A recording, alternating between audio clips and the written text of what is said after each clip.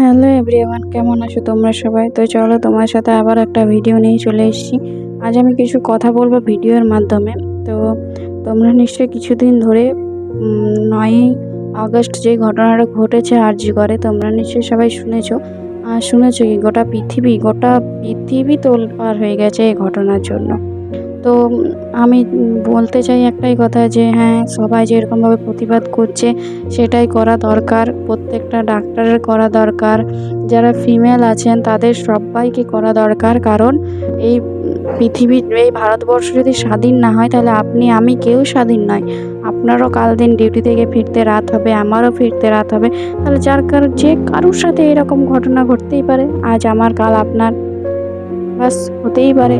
আর প্রত্যেকদিন বাড়ির লোক সাথে নিয়ে যাওয়া অসম্ভবকর। আপনি ডিউটি করছেন, আপনার সাথে কে যাবে? আমার সাথে কে যাবে? প্রত্যেকদিন কে যাবে? তাহলে ওরা তো সুযোগ বুঝেই থাকে, যেদিন কেউ যাবে না সেদিনই ওরা এই কাজগুলো করবে, ভালোভাবে করবে। তাহলে আপনিও স্বাধীন নয়, আমিও স্বাধীন নয়। সেরকমভাবে আমাদেরকে প্রতিবাদ করা উচিত। আমি যদি কলকাতার সামনে থাকতাম তাহলে নিশ্চয়ই যেতাম, কিন্তু কলকাতা আমার এখান থেকে অনেকটা দূরে, আমাদের যাওয়া সম্ভব নয়। তাহলে আপনারাই ওখান থেকে প্রতিবাদ করুন। আমরা আমাদের মতন আমাদের গ্রামে আমরা প্রতিবাদ জানাচ্ছি।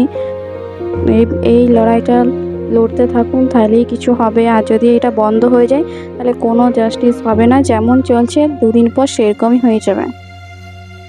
এটাই বলার ছিল, আর কিছু বলার নেই সেরকমভাবে। ভিডিওটা লাইক কমেন্ট শেয়ার অবশ্যই করুন, যাদের ভালো লাগবে তারা চ্যানেলটাকে সাবস্ক্রাইব করে দিও। আর বাস, যারা ফেসবুক পেজে দেখছো পেজটা ফলো করে দিও আর ভিডিওটা শেয়ার করে দিও। মেয়েটা জাস্টিস পাওয়া খুব দরকার। আমাদের মতন আম পাবলিক আর কোথায় যাবে জাস্টিস খুঁজতে? বাইরের কোনো লোকের কাছে যাবে? আমরা তো আমাদের ভারতবর্ষে আমাদের যে আইন আছে তাদের কাছে খুঁজবো জাস্টিস। আর যদি সেটাও কেউ না পারে তাহলে আর কিছু বলার নেই। তাহলে আর কিচ্ছু করার নেই, যা হবে সেটাই মেনে নিতে হবে।